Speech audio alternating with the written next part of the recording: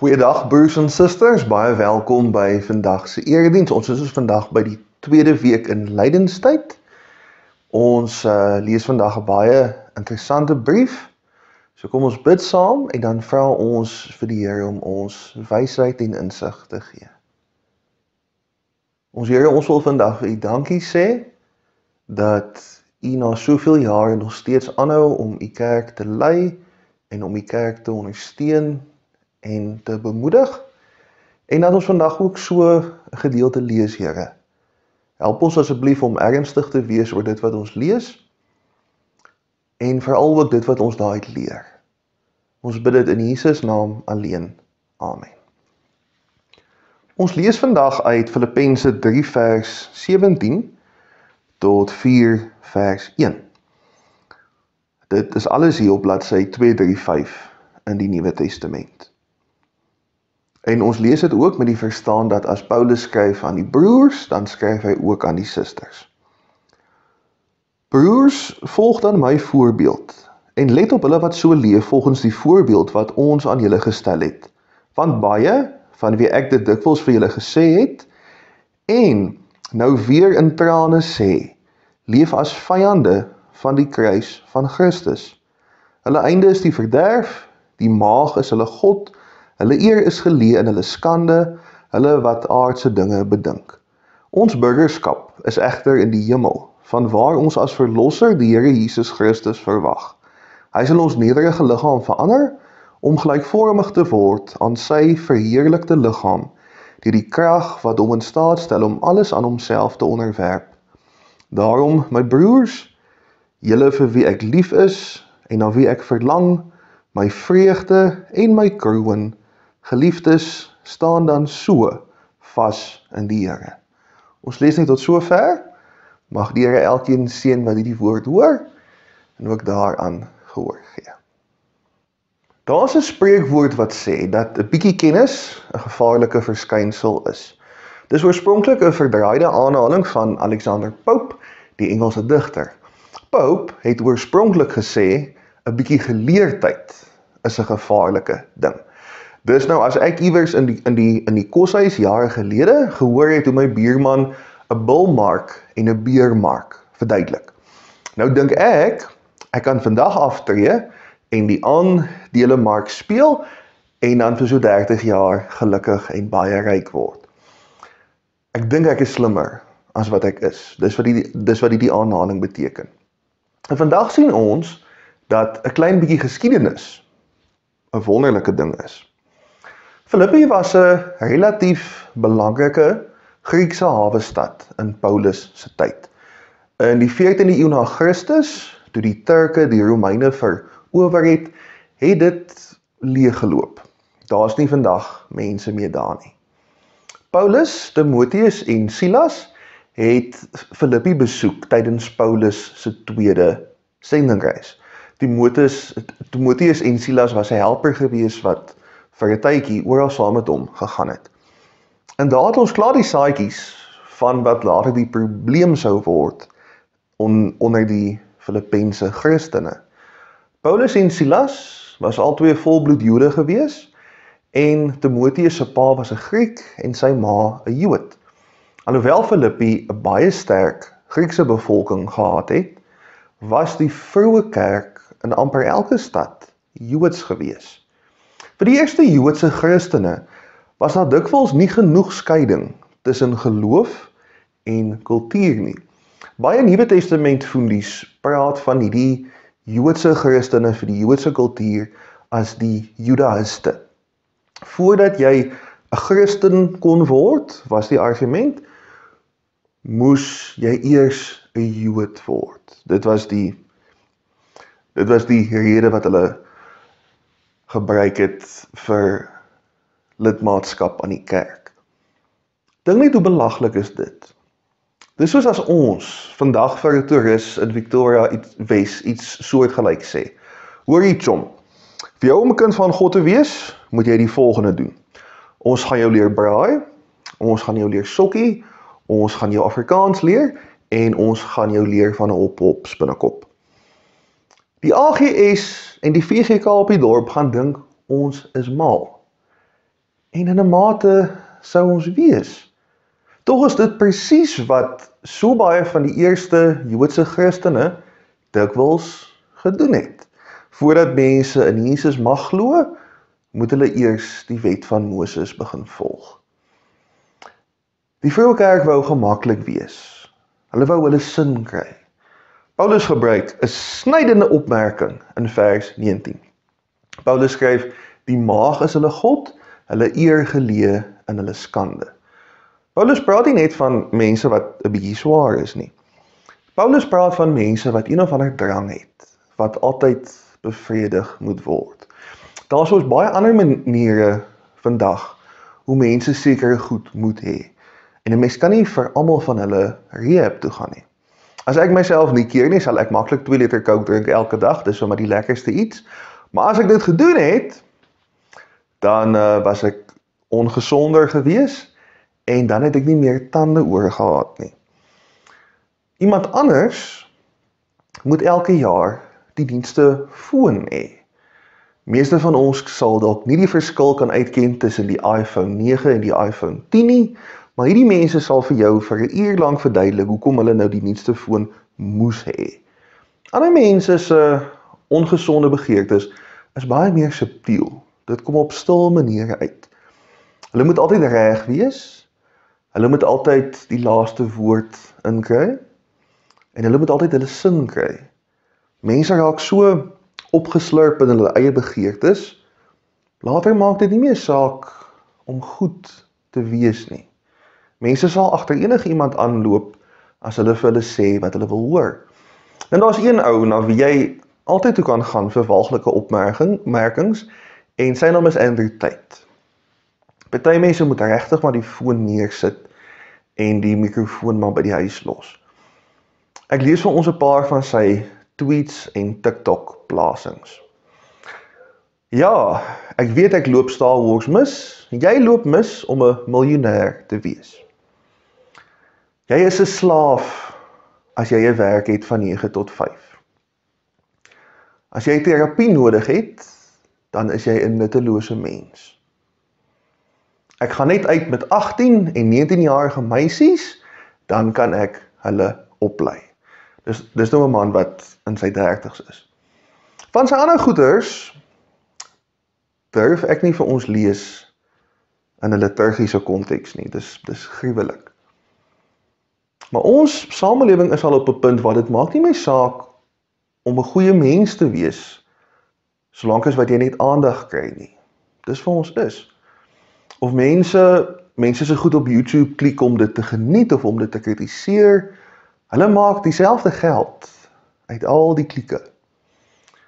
Maar gepraat van goeie mense, Paulus los die Filippense met 'n gevaarlike stukkie raad. Volg my voorbeeld en volg die mense wat die voorbeeld volg wat ons vir julle gelos het. Maak soos ek en maak soos die mense wat maak soos ek. Sjoe julle, wie van ons kan dit sê? Toe ek hierdie deel van die preek gelees het, toe moes ek eers vir 1/2 net ietsie anders gaan doen. Ek het my bietjie koffie gemaak, moes net eers bietjie weg. Want wie van ons kan dit sê? Wat sê mens tog hier oor? Ek sit daar om te dink hoe my voorbeeld sal lyk as almal dit presies net so volg. Wat gaan word van die dorp? Wat gaan word van die land?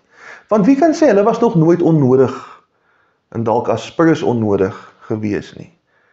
Wie kan sê hulle het al by alles uitgekom waar hulle moes? En wie het nog nooit iets belangriks vergeet of energie gemors op iets wat eintlik heeltemal onsinnig is nie? En dis erg genoeg as 'n mens kinders in die huis het, want kinders kyk op na jou en hulle maak baie keer soos wat jy doen. Maar Paulus neem verantwoordelikheid vir 'n hele gemeenskap. En hy sê vir hulle, maar julle kan maar maak soos wat ek maak. En ongelukkig is Christene altyd aan diens. Ek kan nie nou 'n naweek afvat van my geloof om skandes te gaan maak nie. My getuienis is hoe ek lewe. En dis nie 'n nuwe gedagte nie.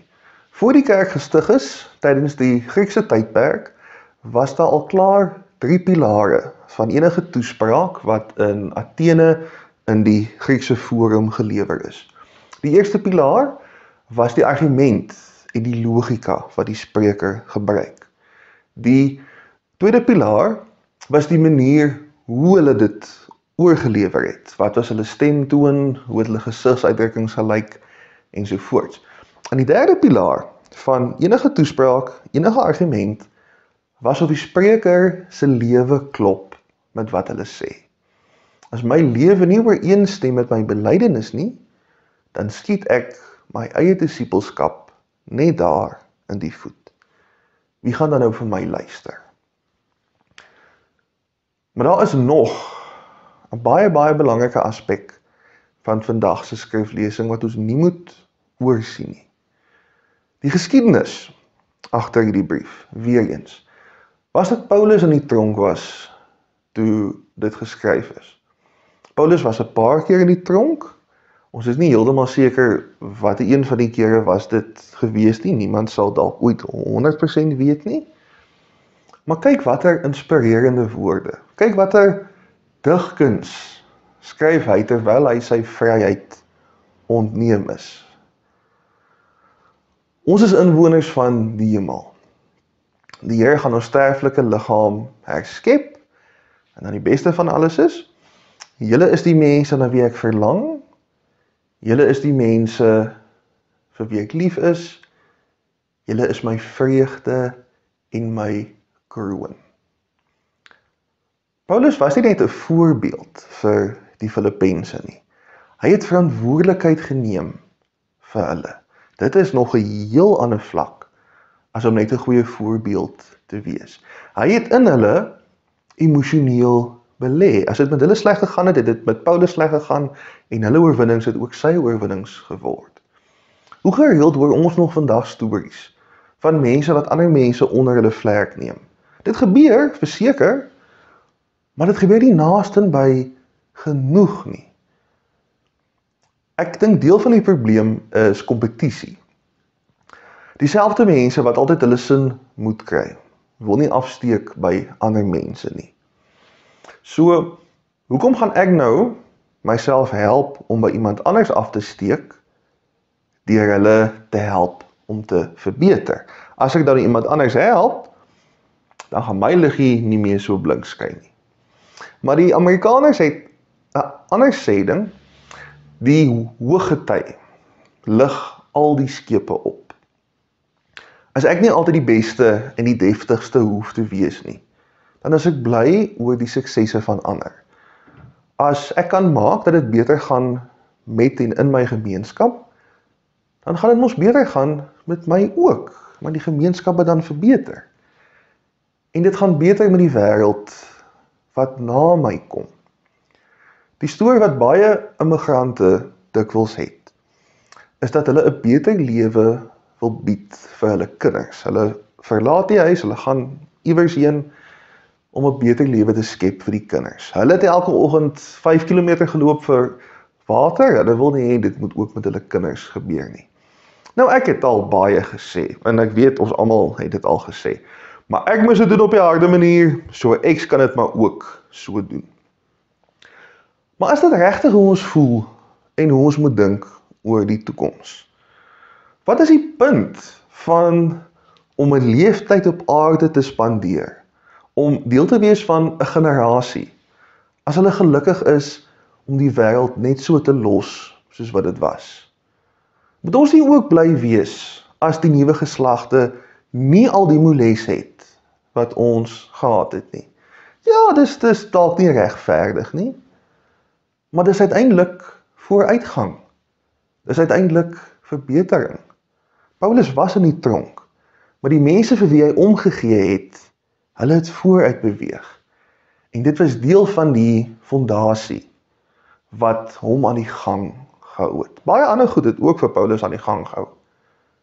Maar die feit dat daar mense is wat hy voor omgegee het, wat geblom het hom gehelp. Net omdat iets goed genoeg was vir my, beteken nie dit hoef altyd goed genoeg te wees vir almal nie. Niemand van ons lewe vandag meer soos die voortrekkers 120 jaar gelewe het nie.